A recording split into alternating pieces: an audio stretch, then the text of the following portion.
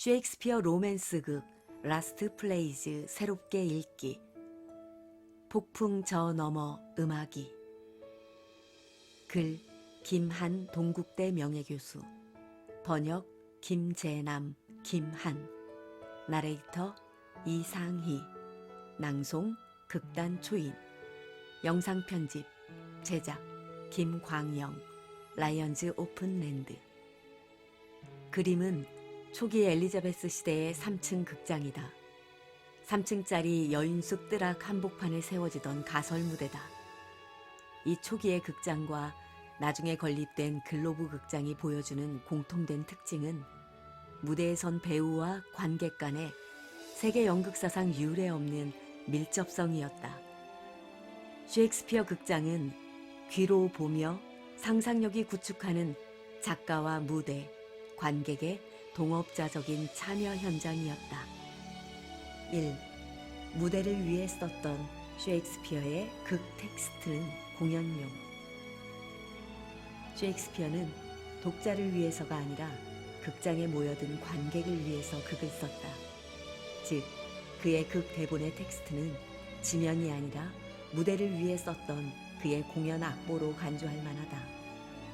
최근의 셰익스피어 연구와 비평은 소위 셰익스피어 텍스트의 권위에 대한 기존의 개념에 의문을 던지며 극에 있어서의 공연적 측면을 중요하게 부각하고자 하는 공연 비평의 성행을 보여주고 있다. 동시에 문학사에서 유일하게 가장 인정받는 책으로서 독보적 위치를 누려왔던 제1절판의 후광은 여전한 채 시슬리 베리의 경우나 존 바튼의 셰익스피어 연기하기 시리즈가 보여주듯 이 원전 텍스트를 하나의 공연 악보로 간주하면서 공연용 셰익스피어의 권위를 부여할 선제 조건으로서의 셰익스피어 텍스트의 힘의 위협으로부터 노연할 것을 주장하고 있다. 2. 극작가, 배우, 관객은 동업자적 관계. 스테판 오겔의 경우는 셰익스피어의 공연적 측면에 간과할 수 없는 몫을 주지시켜주고 있다. 오겔은 공연적 측면의 몫보다는 텍스트의 권위를 부각하고자 하는 의도에서 출발했던 자신이 발표했던 2개의 글 중 텍스트는 무엇인가 이후에 나왔던 진정한 셰익스피어에서 의식의 전환을 보여주고 있다. 이 글에서 그는 셰익스피어 자신이 르네상스 극장의 실제적인 조건들과 부응해서 자신이 쓴 대본이 변경되고 삭제되리라는 것을 가정하면서 극을 썼고 결정적인 작가적 통제의 부재에 대한 인식을 가지고 있었다는 주장과 함께 공연의 다양한 가능성을 인정하고 작가 셰익스피어의 존재는 대본이 그의 손을 떠난 이후 극장에서 일어나는 진행 과정의 하나의 유기적 일부로서 동업자적 관계에 있음을 인정하고 있다. 또한 그것은 셰익스피어가 습관적으로 그가 기본적으로 필요한 것 이상을 가지고 시작하고 있음을 함축해준다. 그의 대본은 극단에게 일련의 가능성들을 제공해 주었고 공연의 과정은 무대화와 해석과 마찬가지로 동업자적인 선택임을 함축해 주었다. 3. 벌거벗은 빈 무대. 중립적, 유동적. 한편의 극으로서의 셰익스피어의 작품에 대한 균형 있는 이해는 그 극이 올려졌던 극장의 맥락 속에서의 이해를 요청한다. 먼저 당대의 전형적인 엘리자베스조 극장이나 대표적인 셰익스피어의 전용 극장인 글로브 극장의 구조를 살펴보면 무대 구조가 극히 간단했던 점이 특징적이다. 대부분의 주된 행위가 일어나는 주요 행동 무대에 해당하는 세면이 바닥석의 관중으로 둘러싸인 채 관객석 속으로 돌출된 텅 빈 널빤지 무대인 플랫폼 무대와 이 뒤로 난 2-3개의 문과 그 위에 놓여지는 발코니와 같은 보다 소규모의 연기 공간. 이 정도로서 모든 셰익스피어 극을 올릴 수 있기에 충분했던 점은 특기할 만하다. 브래드 부룩이 제시했듯 이 무대는 벌거벗은 무대이기에 그 자체는 중립적이었고 이 플랫폼을 채우는 배우의 말에 따라서 무대는 풍랑이 있는 바다가 되기도 하고 베니스의 법정이 되기도 하며 아든의 숲이 되기도 하는 유동성이 그 특징이 되고 있다. 벌거벗은 무대였기에 불경기를 대처하기 위한 베어링으로의 전환이 용이했다. 베어링이란 살아있는 곰의 목에 사슬을 걸어 말뚝에 묶고 며칠 굶긴 개들을 풀어 공격하게 해 짐승들이 본능적으로 먹고 먹히는 광경을 구경하는 말초적인 놀이였다. 무대 한복판에 말뚝 하나만 박으면 끝이었다. 셰익스피어 극장의 존속을 위해서 셰익스피어의 극은 진행이 빠르고 재미있어야만 했다. 베어링으로의 전환이 불가피했던 르네상스 당대의 극장들 중에서도 오직 셰익스피어 전용 극장만이 한 번도 무대에 말뚝을 박지 않은 오직 공연을 위한 극장, 배우를 위한 극장으로 유일하게 남을 수 있었음은 셰익스피어의 탁월한 극장 경영의 모범 사례를 보여준다. 셰익스피어가 보여주는 인간과 세상에 대한, 인간 관계에 대한 빼어난 통찰은 탁월한 경영을 위한 필수 조건이라 하겠다. 또 다른 셰익스피어의 성공적인 극장 경영의 원인을 들자면 젠틀 셰익스피어라고 불리울 정도로 온화하고 관대한 그의 성품이라 하겠다. 경쟁 열기가 치열했던 당대의 런던 연극계에서 셰익스피어는 드물게 적이 없었던 사람으로 기술되고 있다. 4. 보러 가기보다는 들으러 갔던 극장.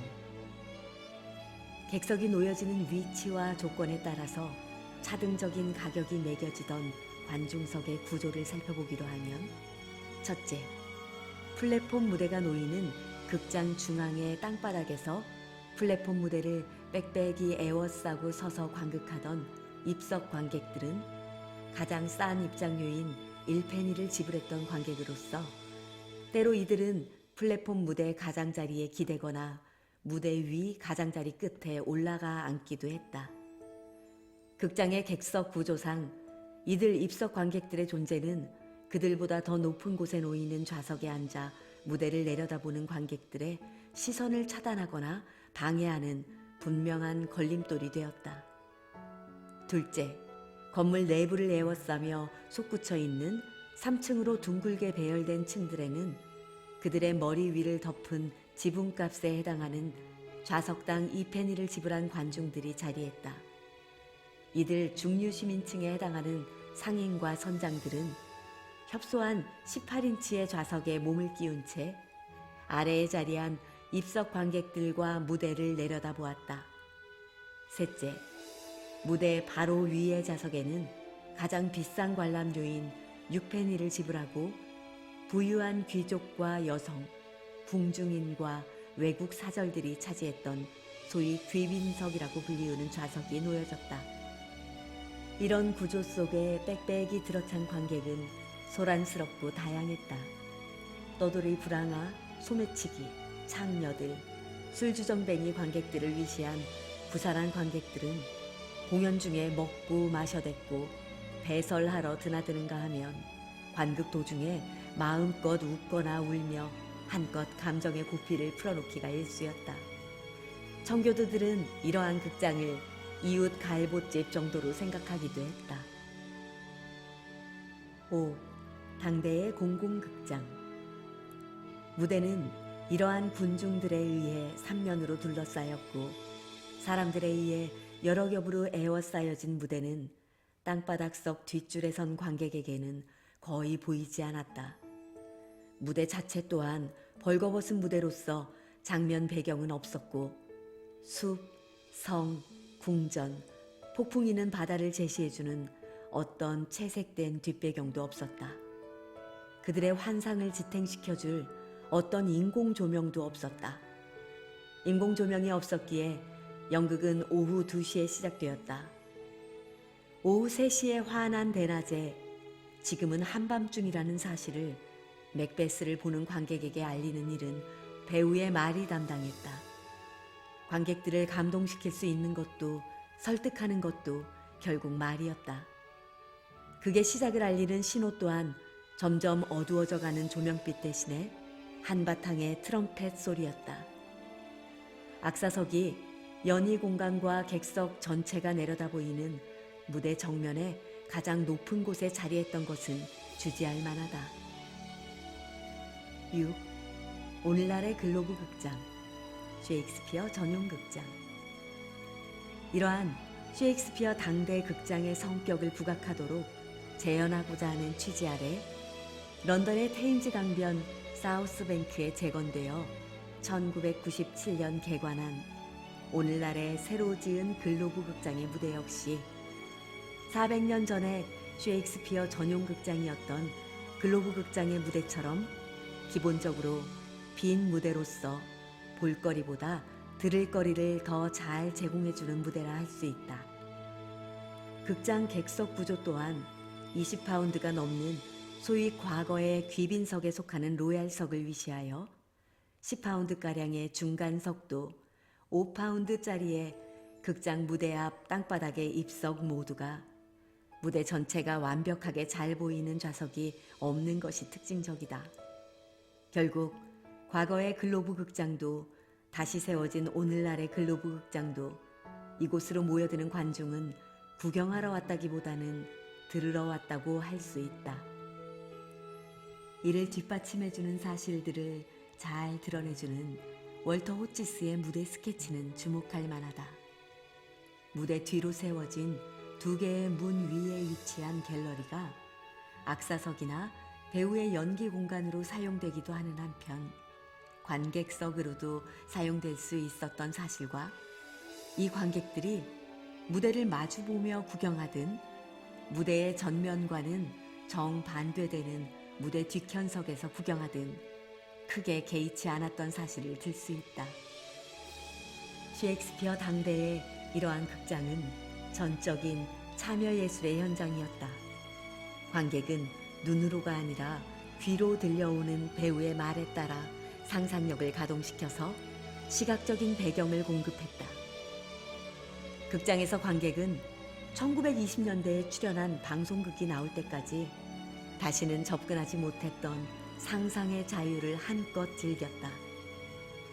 현실성 없는 배경들의 더딘 바뀜들을 기다림없이 상상력에 의한 참여 행위를 통해 이 나라에서 저 나라로, 배 위 갑판에서 도시의 거리로, 무도회장에서 동산으로 휙휙 옮겨 다닐 수 있었다.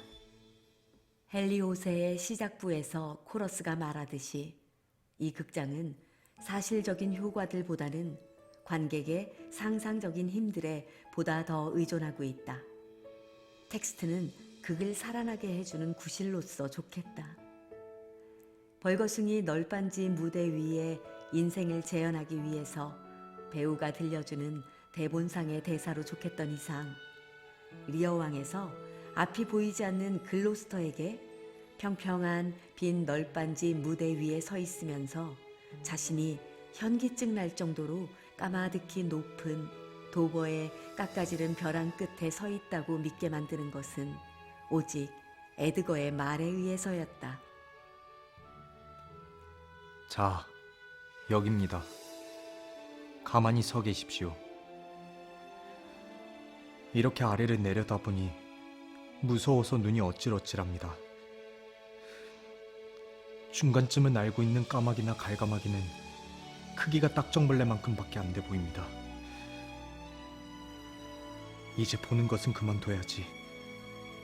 머리가 빙빙 돌고 눈이 아찔해서 거꾸로 곤두박질 할 것만 같은데요. 네가 서 있는 곳에 나를 세워다오. 손을 주십시오. 자, 이제 한 발짝이면 낭떠러집니다. 7. 당시 대중극장 관객들의 감상 능력. 열린 귀와 상상력을 통해 듣는 관객, 배우, 극작가의 동업자적 극장. 극장에 모여든 저 거칠고 소란스럽기 짝이 없던 조야한 관중들. 그럼에도 불구하고 그들이 보여주는 감상 능력은 실로 흥미로운 것이라 하겠다. 그들은 버비지의 빼어난 대사를 음미할 줄 알았고 대사가 전달하는 텍스트에서 요구하는 대로 상상할 줄 알았다. 그림은 온갖 성분의 인간들이 뒤섞인 술렁거리는 관중들이다. 관중들 복판에서 떠돌이, 소매치기, 창녀들이 발견되었다. 관중은 언어에 대한 감식력이 있었고 로즈 극장과 글로브 극장의 당대의 스타였던 알레인이나 버비지와 같은 배우들이 시에 담아 전달하던 긴 스피치에 크게 동요되었다. 8. 인간 시각의 한계성. 눈이 아닌 귀를 통해 도달하는 우주에 대한 궁극적인 비전. 눈이 없더라도 이 세상 돌아가는 것쯤은 볼 수 있어. 귀로 보는 거야.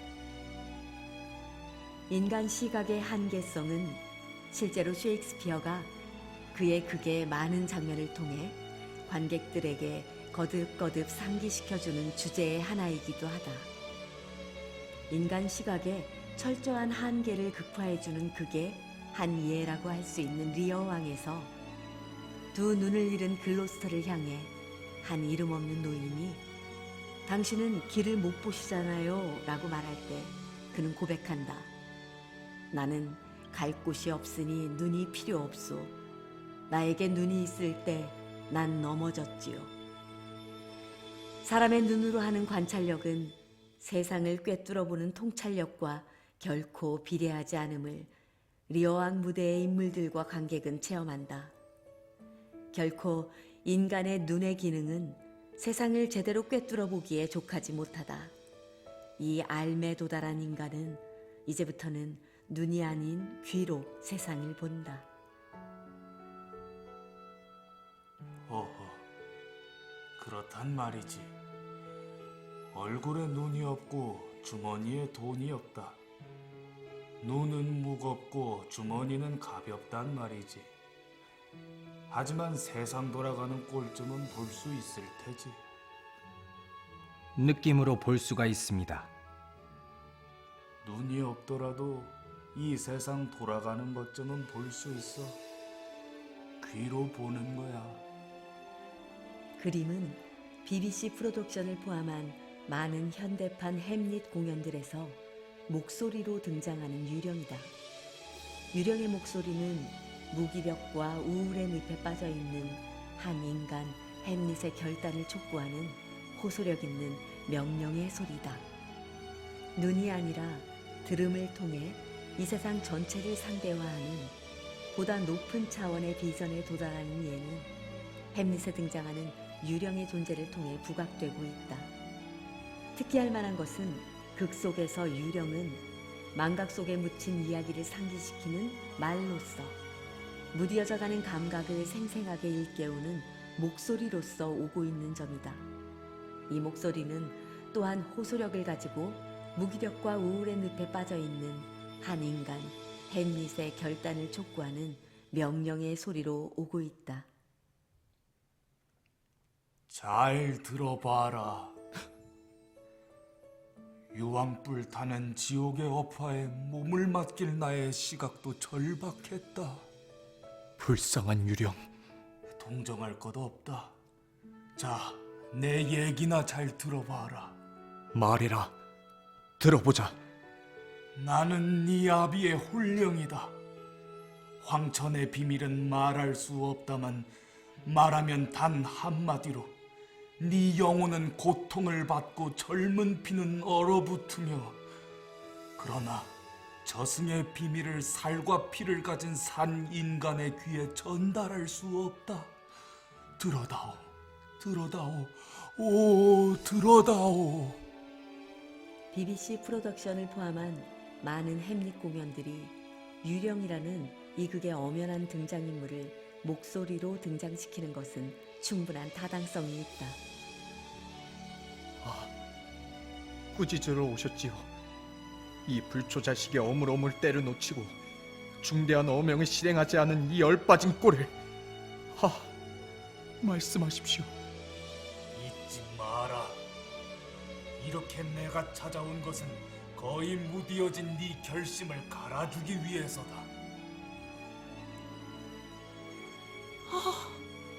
너야말로 웬일이냐?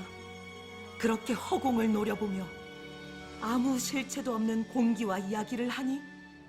대체 누구와 그런 말을? 저기 아무것도 안 보이십니까? 전혀 아무것도 없잖니. 그럼 아무 소리도 안 들리십니까?